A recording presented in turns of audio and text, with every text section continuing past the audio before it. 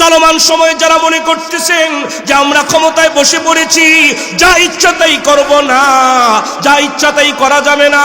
কারণ পিছনের জলজন্ত উদাহরণ থেকে যদি আপনারা না বোঝেন, তাহলে এর চাইতে ভালোবাসায় বোঝানোর মতো যোগ্যতা আমার নাই। কারণ ওই যে চাইছিল তো ক্ষমতাও ছিল, অর্থবিত্ত ছিল, সৈন্য সামন্ত ছিল, নিজের এলাকায় পর্যন্ত থাকতে পারে নাই, নিজের সম্পদ পর্যন্ত নিতে পারে নাই, সম্পদ পর্যন্ত বাজেয়াপ্ত হয়ে গেল, ব্যাংকের লকার পর্যন্ত বাজেয়াপ্ত হয়ে গেল, ঘরগাড়ি পর্যন্ত আগুন দিয়ে মানুষ জ্বালায় দিচ্ছে। কেন? ভালো করে বুঝতে হবে, ক্ষমতা টিকিয়ে রাখা যায় না, সৈন্য সামন্ত রাখতে পারে না, নিজের দাম্ভিকতা টিকিয়ে কোনোদিন রাখা যায় না। একমাত্র রাখনেওয়ালা কে?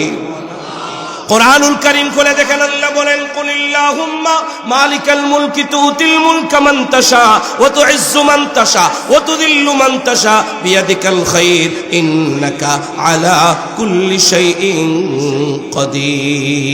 কাদির। সুতরাং ইজ্জত আর বেইজ্জত, ক্ষমতাচ্যুত করার একমাত্র মালিক নিজের ইচ্ছায় চাইলেই থাকা যায় না, চাইলেই সরা যায় না। এই জন্য এই সমসাময়িক কথাগুলোকে দিলের কানে ঢুকায়া আল্লাহর উপরে ভরসা নিয়ে আমাদের সামনে এগোতে হবে, ঠিক কিনা বলেন? কারণ যখন একটার পর একটা অপরাধ শুরু করে দিল, গুম খুন শুরু করে দিল, তৎকালীন সময়কার কিছু আলেম ওলামা, বনি ইসরায়েলের যুগের কিছু আলেম ওলামা কারণকে উদ্দেশ্য করে সতর্ক করেছিল, কারণ রে তরে আমরা সতর্ক বাণী দিচ্ছি, আল্লাহ ছাড় দেয়, ছেড়ে দেয় না, ঠিক কিনা বলেন? আজকের কথা না, সেই বনি ইসরায়েলের যুগে আলেমরা বারবার বলেছিল আল্লাহ ছাড় দেয়, ছেড়ে দেয় না। কিছুদিন আগেও আমরা দেখতে পেলাম বারবার উলামায়ে কেরাম বলেছে আল্লাহ ছাড় দেয়, ছেড়ে দেয় না, এরপর অপরাধ বন্ধ করে নাই, কিন্তু আল্লাহ ধরলে তো ছাড়ে না। এর চেয়ে সহজ উদাহরণ আর আছে? যদি এই উদাহরণ দিয়ে আপনারা না বুঝেন, আমার মনে হয় না আরো কোন উদাহরণ দিলে বুঝবে। এর চেয়ে আর কোন উদাহরণ? আল্লাহ আমাদেরকে সহি বুঝ দান করেন। وابتغ فيما آتاك الله الدار الآخرة ولا تنس نصيبك من الدنيا وأحسن كما أحسن الله إليك ولا تبغ الفساد في الأرض إن الله لا يحب المفسدين صدق الله العظيم قال النبي صلى الله عليه وسلم خيركم من تعلم القرآن وعلمه أو كما قال عليه الصلاة والسلام وصدق رسوله النبي الكريم ونحن على ذلك من الشاهدين والشاكرين والحمد لله رب العالمين আমরা সকলে বলি আলহামদুলিল্লাহ। ঢাকা ডেমরা পশ্চিম বক্সনগর সারুলিয়া নুরুল উলুম মাদ্রাসা হাফেজ ছাত্রদের দস্তারে ফজিলত প্রদান উপলক্ষে ষষ্ঠ বার্ষিক ওয়াজ ও দোয়া মাহফিল 8ই জানুয়ারি 2026 ইংরেজি অদ্যরোজ বৃহস্পতিবার। আজকের মাহফিলের সম্মানিত প্রধান মেহমান আল্লামা শেখ মাহমুদুল হাসান দামাত বরকাতুহুম দারুল উলুম মাদারীনগর ঢাকা, খলিফা শেখুল ইসলাম আল্লামা শাহ আহমদ শফি রহমতুল্লাহি আলাইহি। আজকের মাহফিলের সম্মানিত সভাপতি উস্তাদুল হফাজ শেখ আব্দুল হাই দামাত বরকাতুহুম, প্রতিষ্ঠাতা সভাপতি ও সদরে মুহতামি মত্র মাদ্রাসা। বিশেষ মেহমান শেখ আমির উদ্দিন খান দামাত বরকাতুহুম, মুহতামি মখজানুল উলুম মাদ্রাসা কুলিয়ারচর কিশোরগঞ্জ। বিশেষ আলোচক বৃন্দ, প্রধান অতিথি হাজী মোহাম্মদ ইব্রাহিম খলিল, সংসদ সদস্য পদপ্রার্থী ঢাকা 5 আসন। বিশেষ অতিথি বৃন্দ, সুদক্ষ সঞ্চালক, উপস্থিত আশেপাশের আইম্মায়ে মাসাজিদ, মুদাররিস, মুহাদ্দিস, মুহতামিম, হাজারাতে বুজুর্গ, উলামায়ে কেরাম সহ অত্র এলাকার গণ্যমান্য ব্যক্তিবর্গ, আমার সামনে উপবিষ্ট আল্লাহ রাব্বুল আলামিনের প্রিয় বান্দা জনাবে মকবুল সাল্লাল্লাহু আলাইহি ওয়াসাল্লামের প্রিয় উম্মতগণ, পর্দার অন্তরালে অত্যন্ত শ্রদ্ধেয়া মুহতারামা সম্মানিতা মা ও বোনেরা, আমরা সকলেই মহান রব্বুল আলামিনের দরবারে কালিমাতুশ শুকর আদায় করে বলছি আলহামদুলিল্লাহ। আমরা একটু কাছে কাছে চলে আসলে ভালো হয় না? এই অগুছালো ফাঁকা ফাঁকা না রেখে আমরা যদি একটু মিলে যাই আগের থেকে ভালো হয় না? এই জন্য যার যার সামনে একটু ফাঁকা আছে একটু মিলে যাই। আর যারা এখানে দাঁড়িয়ে আছেন তাহলে বলিলিম ভাইয়েরা মেহেরবানি করে আপনারা বসে যান। আর ভলান্টিয়ার ভাইয়েরা যারা গেটের মধ্যে আছেন, যারা বাহিরে দাঁড়িয়ে আছে তাদেরকে ভিতরে বসিয়ে দিলে ভালো হয়। পিছন পর্যন্ত কি মাইকের আওয়াজ যায়? ওই যে পিছনে, তাহলে একটু আগায় যান, মেহেরবানি একটু কাছাকাছি চলে আসেন। আমি আপনাদের সামনে কোরআনুল কারীমের 20 নম্বর পারার সূরাতুল কসস এর 77 নম্বর আয়াত থেকে আপনাদের সামনে তেলাওয়াত করছি। পারা নম্বর 20, সূরার নাম সূরাতুল কসস, আয়াত নম্বর 77। এই আয়াতকে সামনে রেখেই আপনাদের সামনে কিছু কথা, কিছু আলোচনা পেশ করা। এই আয়াতের মধ্যে আল্লাহ রাব্বুল আলামিন 4টা বিষয়ের আলোচনা করেছেন। বলেন কয়টা? 4টা। আঙ্গুল দেখান তো একটু কষ্ট করে, তাহলে আমি বুঝবো যে আপনারা আসলে আমার কথা শুনতেছেন। কয়টা? 4টা বিষয়ের আলোচনা করছেন। আল্লাহ রাব্বুল আলামিন বলেন, ওয়াবতাগি ফীমা আতাকাল্লাহুদ দারাল আখিরাহ। আল্লাহ রাব্বুল আলামিন বলেন, ওয়াবতাগি, তুমি তালাশ করো, তুমি খোঁজো, তুমি অন্বেষণ করো, ফীমা আতাকাল্লাহ, আল্লাহ তাআলা তোমাকে যা কিছু দিয়েছেন তা দিয়ে। আল্লাহ যা দিছেন তা দিয়ে আমাদেরকে তালাশ করতে বলছেন, নাকি অন্য জায়গা থেকে কোনো কিছু আইনা? আল্লাহ যা দিছেন তা দিয়ে। কি তালাশ করতে বললেন, কি খুঁজতে বললেন? আল্লাহ বলেন আদ-দারুল আখিরাহ, আখিরাতের বাড়ি, দারমানি বাড়ি, আখিরাতের। তাহলে আখিরাতের বাড়ি আল্লাহ তাআলা আমাদেরকে তালাশ করতে বলছেন। আল্লাহ তাআলা আমাদেরকে যা দিয়েছেন তা দিয়ে। প্রথম কথা হলো, আমাদের আখিরাতে বাড়ি দরকার আছে কিনা? সবার, ছোট বড়, বুড়া কড়া, উঁচু নিচু, সবার আমাদের আখিরাতের বাড়ি দরকার, ঠিক? তো আল্লাহ তাআলা আমাদেরকে সম্পদ দিয়েছেন, তো আল্লাহ যেন বলেন, গোলাম তোরে সম্পদ দিলাম, তুই সম্পদ দিয়ে আখিরাতে বাড়ি বাড়া। ক্ষমতা দিলাম, তো ক্ষমতা দিয়ে আখিরাতে বাড়ি বাড়া। কিন্তু আমরা সম্পদ আর ক্ষমতা পাইয়া আমরা আখিরাতে বাড়ি না বানাইয়া, কেউ লন্ডনে বানায়, কেউ যুক্তরাজ্যে বানায়, কেউ আমেরিকাতে বানায়, কেউ সিঙ্গাপুরে বানায়, কেউ বেগমপাড়াও বানায়, ঠিক কিনা বলেন? এই হলো হালত। তাহলে 1 নম্বর কথা। কয় নম্বর? 1 নম্বর কথা। 2 নম্বর কথা হলো, আল্লাহ রাব্বুল আলামিন বলেন, ওয়ালা তানসা নসীবাকা মিনাদ দুনিয়া। আল্লাহ রাব্বুল আলামিন বলেন, গোলাম দুনিয়ার অংশকে ভুলে যেও না, দুনিয়ার ব্যবসা বাণিজ্য ভুলে যেও না, দুনিয়ার কায় কারবার ভুলে যেও না, দুনিয়ার সংসার ভুলে যেও না, সন্তান সন্ততি ভুলে যেও না। এবার একটু বলেন তো, আল্লাহ তাআলা কি দুনিয়া ছেড়ে দিতে বলছেন? তার মানে দুনিয়াও রাখতে বলছেন। দুনিয়া ছেড়ে দিতে বলেন নাই, দুনিয়াকেও রাখতে বলছেন।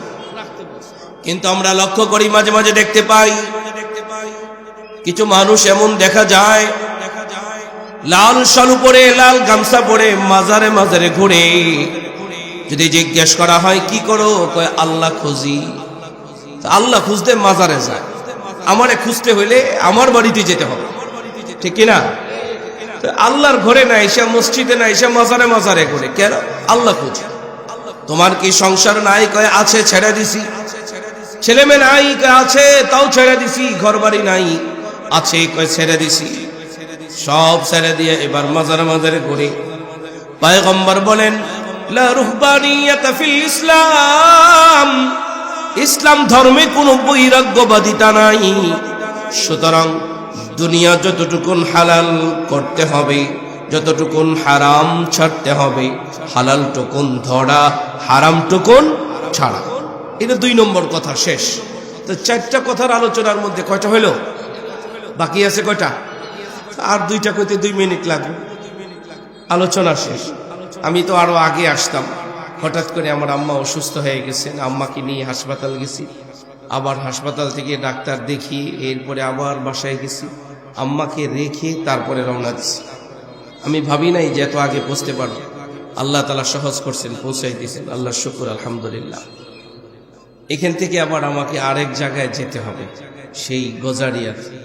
এই জন্য অল্প কথায় আপনাদের অনেক বেশি বুঝতে হবে ইনশাআল্লাহ।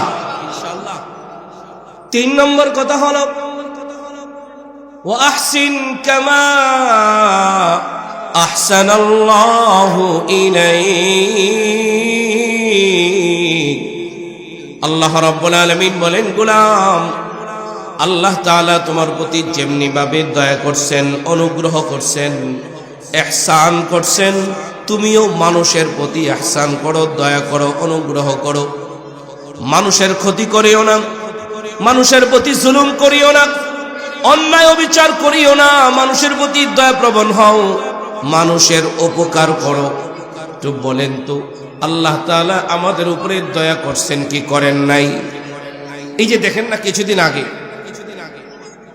এই যে ঢাকাতে হাফেজ শহীদ শরীফ ওসমান হাদিকে যে গুলি করলো, যে হত্যাকারী, তারেও জীবনটা দিছে কে? দয়া করছে না? কিন্তু সে যে আরেকজনকে গুলি করলো, এটা কি ইনসাফ করছে না বেইনসাফ? অথচ আল্লাহ বলছেন, আমি তোর উপরে দয়া করলাম, তুই মানুষের উপরে দয়া করবি, মানুষের উপকার করবি, ক্ষতি করবি না। ঠিক কিনা? 3 নম্বর কথা। 4 নম্বর কথা হলো, আল্লাহ রাব্বুল আলামিন বলেন, ওয়ালা তাবগিল ফাসাদ ফিল আরদ। আল্লাহ রাব্বুল আলামিন বলেন, গোলাম, জমিনের মধ্যে অনর্থ সৃষ্টি করিও না, অহংকারী করিও না, ফাসাদ করিও না, সন্ত্রাসী করিও না, চাঁদাবাজি করিও না, টেন্ডারবাজি করিও না, মানুষের ক্ষতি সাধন করিও না, জনমনে আতঙ্ক সৃষ্টি করিও না, উন্মাদনা হয় মানুষের ক্ষতি করিও না। এই সমস্ত কথাগুলো বলেছেন কে? এই 4টা কথা আল্লাহ রাব্বুল আলামিন বলেন। সন্ত্রাসী চলে না, চাঁদাবাজি হচ্ছে না, আল্লাহ কি করতে বলছেন না করছে? না করার পরেও করে। আল্লাহ রাব্বুল আলামিন স্পেশালি ভাবে সন্ত্রাসী করিও না, চাঁদাবাজি করিও না, টেন্ডারবাজি করিও না, মারামারি করিও না, খুনাখুনি করিও না, এই কথাগুলো বলার পরে স্পেশালি ভাবে আল্লাহ তাআলা বলে দিলেন, ইন্নাল্লাহা লা ইউহিব্বুল মুফসিদিন। আল্লাহ তাআলা সন্ত্রাসীকে পছন্দ করেন না, চাঁদাবাজকে পছন্দ করেন না, যারা খুনাখুনি করে আল্লাহ তাদেরকে পছন্দ করেন না। আল্লাহ যারে পছন্দ করে না, আমরাও তাকে পছন্দ করি না। ঠিক কিনা? এই হলো 4টা উপদেশ। কয়টা? সাদাসিধা 4টা উপদেশের কথা এই আয়াতের মধ্যে আল্লাহ রাব্বুল আলামিন বলছেন। এই উপদেশ বাণী আজকের নয়, আজকে থেকে বহু বছর আগের কথা। বনি ইসরাইলের যুগে একজন পয়গম্বর আছেন, আল্লাহ তাআলার জলিলুল কদর পয়গম্বর, যার নাম হলো হযরত মুসা আলাইহিস সালাম। নবীর নামটা সবাই বলেন, নবীর নাম কি? যাকে কালিমুল্লাহ বলা হয়। আল্লাহর সাথে তিনি কথা বলেছেন, এই জন্য তাকে কালিমুল্লাহ বলা হয়। আল্লাহ তাআলা নিজেও বলেন, ওয়া কাল্লামাল্লাহু মুসা তাকলিমা। আল্লাহ রাব্বুল আলামিন মুসা আলাইহিস সালাতু ওয়াস সালামকে কালিমুল্লাহ বলা হয়। মুসা কালিমুল্লাহ। এই মুসা আলাইহিস সালাতু ওয়াস সালামের জামানায় একজন ব্যক্তি ছিল যার নাম হলো কারুন। বলেন নামটা কি? সবাই বলেন। আমি পড়াচ্ছি, মাদ্রাসায় দৈনিক ক্লাস হয়, আর মাদ্রাসা কর্তৃপক্ষের পক্ষ থেকে এটা বার্ষিক ক্লাস মহল্লাবাসীর জন্য, আর আমি আধা ঘন্টার জন্য বলছি এটা ক্লাস করাইতে। সুতরাং ছোট বাচ্চাদেরকে হুজুররা পড়ায়, বারবারে পড়াইলে আরো জোরে ছাত্ররা আরো জোরে পড়ে, আরো জোরে ছাত্ররা আরো জোরে পড়ে। কিন্তু একটা প্রশ্ন, হুজুর বারবারে কেন পড়ায়? কারণ আরবিতে একটা প্রবাদ আছে, ইদা তাকাররারা ফিল কলব, যেই জিনিসের আলোচনা বারবার হয় ওটা অন্তরে বসা যায়। এই জন্য আমি আপনাদের জিজ্ঞেস করতেছি, বইলেন ঠিক আছে? বলেন মুসা নবীর জামানায় যে ব্যক্তি ছিল ওই ব্যক্তির নাম কি? সবাই বলে নাই, বলেন। কারুনের নাম কি আগে পরে আপনারা শুনছেন? অনেক ভালো মানুষ, হ্যাঁ, তার মানে সম্পর্কে ধারণা আছে। আল্লাহ রাব্বুল আলামিন নিজে পরিচয় দিয়েছেন কারুনের। কোরআনুল কারীমের মধ্যে আল্লাহ বলেন, ইন্না কারুনা কানা মিন কওমি মূসা। কারুন হলো মুসা নবীর এলাকার, কারুন হলো মুসা নবীর গ্রামের, কারুন হলো মুসা নবীর গোত্রের, কারুন হলো মুসা নবীর বংশের। কোন মুফাসসির বলেন কারুন হলো মুসা নবীর চাচাতো ভাই। বলেন কারুন মুসা নবীর। এটা বলার উদ্দেশ্য হলো অপরাধী যদি নবীর ভাই হয়, অপরাধী ওই তার পতন হবেই, ঠিক কিনা বলেন? তার কোনো ছাড় নাই। কোন অপরাধী যদি বলে আমি অমুক দলের, তার ছাড় হবে না। যদি বলে বংশের, তার কোনো ছাড় হবে না। অপরাধী ওই, চাঁদাবাজ ওই, টেন্ডারবাজ ওই, দলের নাম দিয়ে বাঁচা যাবে। বাস এই সিদ্ধান্ত এখান থেকে, এই আয়াত থেকে শিক্ষা নিতে হবে। অনেক সময় বলে সময়ের দাবিদারে ওই সমসাময়িক দলের কোন চাঁদাবাজ হইলে তারা মাফ করে দেয়, আগের চাঁদাবাজ হইলে তারা ধরে না। আগের যারা চাঁদাবাজ তারা অপরাধী, এই সময় যারা চাঁদাবাজি করবে তারা অপরাধী, ঠিক কিনা বলেন? নবীর চাচাতো ভাইয়েরও কোনো ক্ষমা যদি সে অপরাধী হয়। এই কারণ আগে মোটামুটি ভালোই ছিল। আল্লাহ রাব্বুল আলামিন এই কারুনকেও ঢের ধন সম্পদ দিয়েছেন, সম্পদের পাহাড় দিয়েছেন। এত পরিমাণে খাজানা কারুনকে আল্লাহ তাআলা দিয়েছেন। আল্লাহ তাআলা নিজেও এর ব্যাপারে একটা উদাহরণ পেশ করেছেন।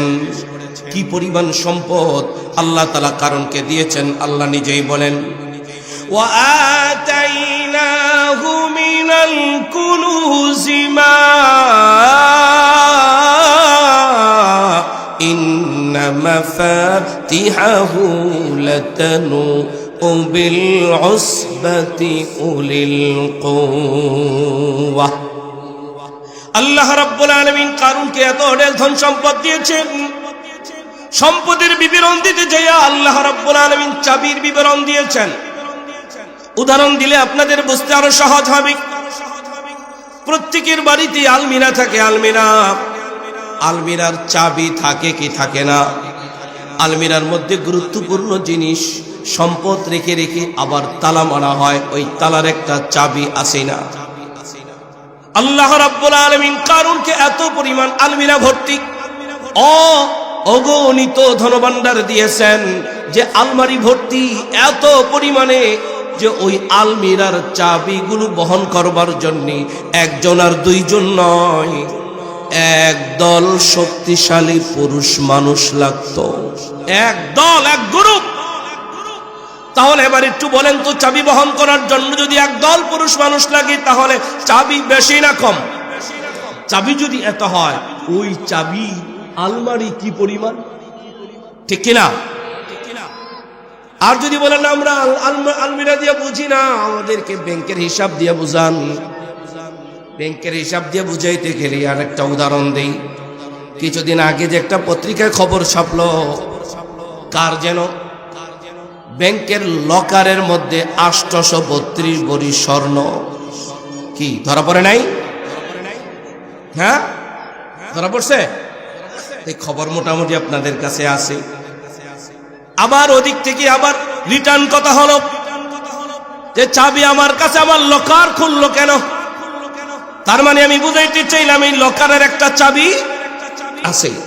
আল্লাহ রাব্বুল আলামিন কারুনকে এত পরিমাণে লকার দিয়েছেন, ওই লকারের এত চাবি, এত পরিমাণে লকার, প্রত্যেকটা লকারের একটা করে চাবি যদি হয়, এত চাবি আল্লাহ তাআলা দিয়েছেন যে ওই চাবি বহন করবার জন্যে কারুনকে একদল শক্তিশালী পুরুষ মানুষ লাগতো। এবার একটু বলেন তো, ব্যাংক ব্যালেন্স বেশি ছিল না কম? লক্ষ্য করে দেখবেন সমাজের মধ্যে যখন মানুষের ধনাত্মতা বেড়ে যায়, অর্থ সম্পদ বেড়ে যায়, মানুষের মধ্যে অহংকার বেড়ে যায়, ঠিক কিনা? অর্থ বেড়ে গেলে এবার তার মনের মধ্যে স্পৃহা জাগে, সমাজে যেন আমাকে সালিশির মধ্যে রাখি, সালিশিতে থাকতে চায়, বিচার আচার বিচারে থাকতে চায়। কি বাস্তব না বাস্তব? টাকার জোরে হইলেও বিচারে বসতে চায়, একটুরি ভাব নেতা নেতা ভাব ধরতে চায়। সম্পদ যখন বেড়ে যায় তখন তার মনের মধ্যে আসে, আমি যদি মেম্বার হতে পারতাম, আমি যদি চেয়ারম্যান হতে পারতাম, আমি যদি কাউন্সিলর হতে পারতাম, আমি যদি এমপি হতে পারতাম, আমি যদি মন্ত্রী হতে পারতাম, ঠিক কি না? কাউন্সিলর হয়েছে তো এখন মনটা চায় আমি যদি এমপি হইতে পারতাম, এমপি হয়েছে এখন মনটা চায় আমি যদি একটু মন্ত্রী হইতে পারতাম, মন্ত্রী হয়েছে তো এখন ক্যাবিনেট মন্ত্রী হইলে তো আরেকটু ডিগ্রি বাড়ত, ক্যাবিনেট মন্ত্রী হয়েছে তো এখন একটু মনটা চায় যদি প্রধানমন্ত্রী হইতে পারতাম। তার মানে উপরে উপরে দোয়া করে, আল্লাহ তারে সুস্থ করে দাও। ভিতরের দোয়া হলো তাড়াতাড়ি মরে না কেন, তাড়াতাড়ি মরে না কেন? কারণ মেন যে থাকে সে না বললে তো পরেরটায় যায় স্থান পাবে না। এই জন্য উপরের দোয়া একটা, ভিতরের দোয়া আর একটা। এটার একটা দৃষ্টান্ত আমি খুঁজে পেলাম কিছুদিন আগে। দেখতে পেলাম এশার নামাজ নাই, ফজরের নামাজ নাই, চৌরাস্তার মাঝখানে কাপড় দিয়া সামিয়ানা টানাইয়া তাহাজ্জুদের নামাজ পড়া দলের প্রধানের জন্য দোয়া করে। এর মানে কি? এর মানে হইল তাড়াতাড়ি মরুক, মরলে আমগো আরেক নেতা আগে যাইব, আমি আর একটু আগে সিরিয়াল পাবো, ঠিক কিনা বলেন? এটা একটা উদাহরণ দিলাম আর কি, অল্প কথায় বেশি বুঝবার জন্য উদাহরণটা দিলাম। জলজন্ত উদাহরণ সামনে থাকার পরেও নতুন করে উদাহরণ দিয়ে বোঝানোর কোনো ভাষা আমার কাছে নাই। ঠিক তেমনি ভাবি কারণের যখন সহায় সম্পদ বেড়ে গেল, সম্পদের লোভটাও বেড়ে গেল, অহংকারও বেড়ে গেল। আল্লাহ রাব্বুল আলামিন কারণকে যেমন সম্পদ দিয়েছেন, ক্ষমতাও দিলেন। ক্ষমতা পাওয়ার পরে মাঝে মাঝে লক্ষ্য করে দেখবেন, ক্ষমতা পাওয়ার পরে মানুষ মাঝে মাঝে পল্টি মারে, ঠিক কিনা? সমাজের মধ্যে ভোটের আগে ঘোষণা দেয়, আমারে ভোট দিলে রাস্তা করে দিব, আমারে ভোট দিলে ঘরে ঘরে আমি চাকরি দিব, ঠিক কিনা? এই যে কিছুদিন আগেও আমরা দেখতে পেয়েছিলাম, ক্ষমতা যাওয়ার আগে বলেছিল আমরা মদিনার সনদে রাষ্ট্র চালাবো, কিন্তু আমরা দেখতে পেলাম যখনই ক্ষমতায় গেল, যে ব্যক্তি মদিনার কথা বলে তাকেই ধরে ধরে জেলখানায় ভরত, ঠিক কিনা? উল্টা পাওয়ার পরে পল্টি মারে। এটা শুধুমাত্র ও যুগে না, এ যুগেও চলছে। সামনে যে মারবে না বিষয়টা এমনটা না, সামনেও মারবে। ভোট পাওয়ার আগে একরকম কথা, ভোটের পরে আরেক রকম কথা। সমসাময়িক তাফসিল ঘোষণা হয়ে গেছে। কিছুদিন পরেই নির্বাচন। গত পরশুদিন ঢাকাতে আগারগাঁয়ে মিটিং হয়েছে, সেই মিটিং আমি ছিলাম। পরিস্থিতিকে সামনে রেখে আয়াত আমি আপনাদের সামনে ব্যক্ত করতেছি, পরিস্থিতিকে সামনে রেখে।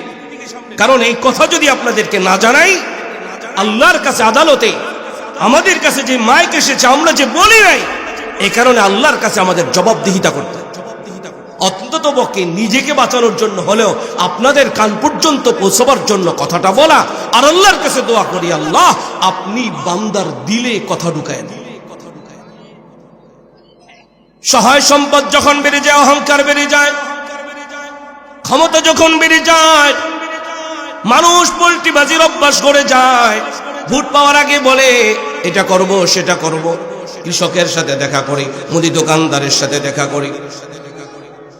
যে মাছ বিক্রি করে, মাছ সারাদিন মাছ বিক্রি করলে মাছের পানি ছিটা লাগলে দেহের মধ্যে কিছু মাছের গন্ধ কয় কি কয় না? ওই সময়ও যায় দেখা করে, মুসাফা করে, কোলাকুলি করে, কোনো দুর্গন্ধ কয় না। চেয়ারে যখন বসে যায়, মাছ বিক্রেতা বেচারার কোনো একটা প্রয়োজন, অফিসে যায়, ওই কে আইসে রে, দুর্গন্ধ শুরু হয়েছে, ওরে গেটের বাইরে থাকতে কয়, এখন গন্ধ কয়। নির্বাচনের আগে আর কোনো গন্ধ কয় না, তখন সবাই একসাথে। কিন্তু নির্বাচনের পরে এবার বন্ধ ছেড়ে যখন বসে যায় হয় কি হয় না? কোরআনুল কারীম খুলে দেখেন, কারুনের যখন সম্পদ বেড়ে গেল, কারুনের যখন ক্ষমতা বেড়ে গেল, কারুন ঠিক একই অবস্থা করেছে। আল্লাহ তাআলা বলেন, ইন্না কারুনা কানা মিন কওমি মূসা ফাবাগা আলাইহিম। কারুন ক্ষমতা পাওয়ার পরে, কারণ সম্পদ পাওয়ার পরে এবার পল্টি মারল, মুসা নবীকে কষ্ট দিয়েছে, মুসা নবীর এলাকার মানুষকে কষ্ট দিয়েছে। আপনাদের ঘটনা জানা আছে, মুসা নবীকে অপমানিত করবার জন্য একজন জিনাকারিনী নারীকে পর্যন্ত টাকার বিনিময় ঠিক করেছিল, ঠিক কিনা বলেন? কারণ তখন গুম শুরু করে দিল, খুন শুরু করে দিল, মানুষের উপরে জুলুম করা শুরু করে দিল একটার পর একটা। পিছনে যে কথাটা বলতেছিলাম, সমাজের যে মানুষটা ধনী হয়, ধনী মানুষের কাছে সমাজের স্বভাবতভাবে দরিদ্র মানুষগুলো ধনী মানুষের কাছে যায়, ধনী মানুষের কাছে যায় কিছু আশা করে, কি করে না? ঠিক তেমনি ভাবে তৎকালীন সময় একজন দরিদ্র মানুষ কারুনের কাছে এসে বলে, ও কারুন ভাই, আমারে কিছু দেন, আল্লাহ তাআলা আপনারে অনেক দিছে, সুতরাং আপনি যদি আমারে কিছু দেন, আমি আমার মেয়েটাকে কোনোরকম ভাবে সাজিয়ে গুছিয়ে একটু বিবাহ দিতে পারতাম। কারুনের কাছে যখন চাইছে, কারুন আমারে কিছু দাও, আল্লাহ তোমারে অনেক দিছে। কারুন জবাব দিয়া বলে, সেই জবাবটাও আল্লাহ তাআলা কোরআনুল কারীমে কোট করে দিয়েছেন। কারুন জবাব দিয়ে বলে, ক্বালা ইন্নামা উতীতুহু আলা ইলমিন ইনদি। কারণ জবাব দিয়া বলে, এই সহায় সম্পদ এগুলো আমারে আল্লাহ দেয় নাই, বলেন নাউজুবিল্লাহ। এই সহায় সম্পদ আমি আমার বিদ্যা বুদ্ধি দিয়া, আমি আমার যোগ্যতা দিয়ে অর্জন করেছি, আমি তোমারে দিব না। একটু দিল থেকে জবান খুলে বলেন তো, সম্পদ দেওয়ার মালিক কে? আবার চিনায়াও নিতে পারে কে? আমি তো কিছুদিন আগে আপনাদের এই তালতলা কেন্দ্রীয় জামে মসজিদে দীর্ঘ সময় প্রায় 2 বছর এখানে ইমাম খতিব ছিলাম। এখানে আসার আগে আমি বড়াবো কেন্দ্রীয় মসজিদে ছিলাম। সেই এলাকায় একজন লাখপতি কোটিপতি আমি আমার স্বচক্ষে দেখেছি। এই কোটিপতিকে এক সময় দেখছি কত দাম্ভিকতার সাথে চলে, আবার ঠিক ওই কোটিপতিকে মসজিদের সামনে ভিক্ষার ঝুলি নিয়ে বসে থাকতে দেখেছি। সকালবেলার ধনের তুই ফকির, সন্ধ্যাবেলা যিনি দিতে পারেন তিনি নিতেও পারেন, তিনি কে? কারণ এই কথা বলে ফেলল। কারণকে এবার বলে, এই ক্ষমতা তো তোমার আল্লাহ দিছে, কই না, এই ক্ষমতা আমার আল্লাহ দেয় নাই, এই ক্ষমতা আমি আমার যোগ্যতা বলি, আমার বিদ্যা বুদ্ধির বলে এই ক্ষমতা আমি অর্জন করেছি। ক্ষমতা থেকে আমি নামবো না, সম্পদও তোমারে দিব না, আমি ক্ষমতাও ছাড়বো না। কয় আমি আমার বিদ্যা বুদ্ধি দিয়া এই ক্ষমতা অর্জন করেছি, চাইলেই তোমরা চাইলে আমি ক্ষমতা ছেড়ে দিব, এত সোজা না। এই কথা যখন বলে ফেলছে, ক্ষমতা চাইলেই আমি ছাড়বো না, তোমরা তোমারে ভোট দেয়া আমারে ক্ষমতায় বসাও নাও, আমি আমার যোগ্যতা বলে, আমি আমার প্রশাসন ব্যবহার করে দিনের ভোট রাতের বেলায় চুরি করা, এরপরে ক্ষমতায় বসছি, চাইলেই আমি ক্ষমতা ছাড়বো না। দিল থেকে জবান খোলা বলেন তো, ক্ষমতা দেনেওয়ালাকে, আবার ক্ষমতা থেকে নামানেওয়ালাকে। সুতরাং পিছনের ইতিহাস থেকে, জলজন্ত উদাহরণ থেকে আপনাদেরকে শিক্ষা নিতে হবে। চলমান সময়ে যারা মনে করতেছেন যে আমরা ক্ষমতায় বসে পড়েছি, যা ইচ্ছা তাই করব, না, যা ইচ্ছা তাই করা যাবে না। কারণ পিছনের জলজন্ত উদাহরণ থেকে যদি আপনারা না বোঝেন, তাহলে এর চাইতে ভালোবাসায় বোঝানোর মতো যোগ্যতা আমার নাই। কারণ ওই যে চাইছিল তো ক্ষমতাও ছিল, অর্থবিত্ত ছিল, সৈন্য সামন্ত ছিল, নিজের এলাকায় পর্যন্ত থাকতে পারে নাই, নিজের সম্পদ পর্যন্ত নিতে পারে নাই, সম্পদ পর্যন্ত বাজেয়াপ্ত হয়ে গেল, ব্যাংকের লকার পর্যন্ত বাজেয়াপ্ত হয়ে গেল, ঘরগাড়ি পর্যন্ত আগুন দিয়ে মানুষ জ্বালায় দিচ্ছে। কেন? ভালো করে বুঝতে হবে, ক্ষমতা টিকিয়ে রাখা যায় না, সৈন্য সামন্ত রাখতে পারে না, নিজের দাম্ভিকতা টিকিয়ে কোনোদিন রাখা যায় না, একমাত্র রাখনেওয়ালা কে? কোরআনুল কারীম খুলে দেখেন, আল্লাহ বলেন, কুলিল্লাহুম্মা মালিকাল মুলকি তুতিল মুলকা মান তাশা ওয়া তুইজ্জু মান তাশা ওয়া তুযিল্লু মান তাশা বিয়াদিকাল খায়র ইন্নাকা আলা কুল্লি শাইইন কাদির। সুতরাং ইজ্জত আর বেইজ্জত, ক্ষমতাচ্যুত করার একমাত্র মালিক নিজের ইচ্ছায় চাইলেই থাকা যায় না, চাইলেই সরা যায় না। এই জন্য এই সমসাময়িক কথাগুলোকে দিলের কানে ঢুকায়া আল্লাহর উপরে ভরসা নিয়ে আমাদের সামনে এগোতে হবে, ঠিক কিনা বলেন? কারণ যখন একটার পর একটা অপরাধ শুরু করে দিল, গুম খুন শুরু করে দিল, এই যুবক ভাইরা, তোমরা যারা দাঁড়িয়ে আছো, তোমাদের জন্য বসার জায়গা আছে, প্লিজ তাড়াতাড়ি তাড়াতাড়ি বসে যাও। যখন একটার পর একটা অপরাধ শুরু করে দিল, তৎকালীন সময়কার কিছু আলেম ওলামা, বনি ইসরায়েলের যুগের কিছু আলেম ওলামা কারুনকে উদ্দেশ্য করে সতর্ক করেছিল, কারুন রে, তরে আমরা সতর্ক বাণী দিচ্ছি, আল্লাহ ছাড় দেয়, ছেড়ে দেয় না, ঠিক কিনা বলেন? আজকের কথা না, সেই বনি ইসরায়েলের যুগে আলেমরা বারবার বলেছিল আল্লাহ ছাড় দেয়, ছেড়ে দেয় না। কিছুদিন আগেও আমরা দেখতে পেলাম বারবার উলামায়ে কেরাম বলেছে আল্লাহ ছাড় দেয়, ছেড়ে দেয় না, এরপর অপরাধ বন্ধ করে নাই, কিন্তু আল্লাহ ধরলে তো ছাড়ে না। এর চেয়ে সহজ উদাহরণ আর আছে? যদি এই উদাহরণ দিয়ে আপনারা না বুঝেন, আমার মনে হয় না আরো কোন উদাহরণ দিলে কেউ বুঝবে। এর চেয়ে আর কোন উদাহরণ? আল্লাহ আমাদেরকে সহিহ বুঝ দান করেন। আল্লাহ রাব্বুল আলামিন এই সতর্কবাণীটাও কোরআনুল কারীমে কোট করে দিলেন, ইয ক্বালা লাহু কওমুহু লা তাফরাহ ইন্নাল্লাহা লা ইউহিব্বুল ফারিহিন। আল্লাহ তাআলা কোরআনুল কারীমের মধ্যে কোট করে দিলেন কারণকে সতর্কবাণীর কথাটা। কারণ উম্মত হয় না, অহংকারী হয় না, উম্মাদনায় মেতে উঠো না, মানুষের উপরে জুলুম করিও না, আল্লাহকে তুই দাম্ভিকতা পছন্দ করেন না। এরপরও যখন মানে না, তারপরেও এই কারুনকে তৎকালীন সময়কার ওলামায়ে কেরাম 4টা উপদেশ দিয়েছে। বলেন কয়টা? সেই 4টা উপদেশ বাণী আল্লাহ তাআলা কোরআনুল কারীমে কোট করে দিয়েছেন আমার আপনার নবীর উপরে। সেই উপদেশ বাণীগুলো কোরআনুল কারীমের আয়াত বানাইয়া আমাদের জন্য শিক্ষা হিসেবে এই আয়াতগুলো নাজিল করে দিলেন। বলেন সুবহানাল্লাহ। তৎকালীন সময়কার আলেম ওলামা যেইভাবে সতর্ক করেছিল কারণকে, আমি একজন নগণ্য আলেম হিসেবে যেহেতু একটা মাইক, একটা স্পেস, একটা সামাজিকতার ভিত্তিতে একটা অবস্থান, কথা বলার সুযোগ পেয়েছি, আমি এই সমাজবাসীকে, এই মহল্লাবাসীকে মাইকের আওয়াজ যতদূর যাচ্ছে অথবা আপনাদের মুখ থেকে, আপনাদের জবান থেকে পরবর্তীতে সকলের মাঝে এই সতর্কবাণী পৌঁছে দিচ্ছি, দাম্ভিকতা বন্ধ করতে হবে, অহংকার বন্ধ করতে হবে, চাঁদাবাজি করা যাবে না, টেন্ডারবাজি করা যাবে না, মারামারি করা যাবে না, ঠিক কিনা বলেন? এটা সতর্কবাণী, এটা সতর্কবাণী, এটা সতর্কবাণী। যেই উপদেশ বাণীগুলো তৎকালীন সময়কার আলেম ওলামারা দিয়েছিল কারণকে, তন্মধ্য থেকে আল্লাহ রাব্বুল আলামিন বলেন, ওয়াবতাগি ফীমা আতাকাল্লাহুদ দারাল আখিরাহ। আল্লাহ রাব্বুল আলামিন বলেন, 1 নম্বর উপদেশ হলো তুমি তালাশ করো, আল্লাহ তাআলা তোমাকে যা কিছু দিয়েছেন তা দিয়ে আখিরাতের বাড়ি। আল্লাহ আমাদেরকে সম্পদ দিয়েছেন, তো সম্পদ দিয়ে আখিরাতের বাড়ি তালাশ করব। ক্ষমতা দিয়েছেন, তো ক্ষমতা দিয়া আমরা আখিরাতের বাড়ি তালাশ করব। আল্লাহ তাআলা আমাদেরকে কি দিয়েছেন যদি আমরা কোরআনকে জিজ্ঞেস করি, কোরআন রে বলে দাও না। আল্লাহ তাআলা আমাদেরকে কি দিয়েছে কোরআনুল কারীমে দ্ব্যর্থহীন ভাবে দীপ্ত কণ্ঠে জবাব দিয়া কোরআন বলে, ওয়া ইন তাউদ্দু নি'মাতাল্লাহ।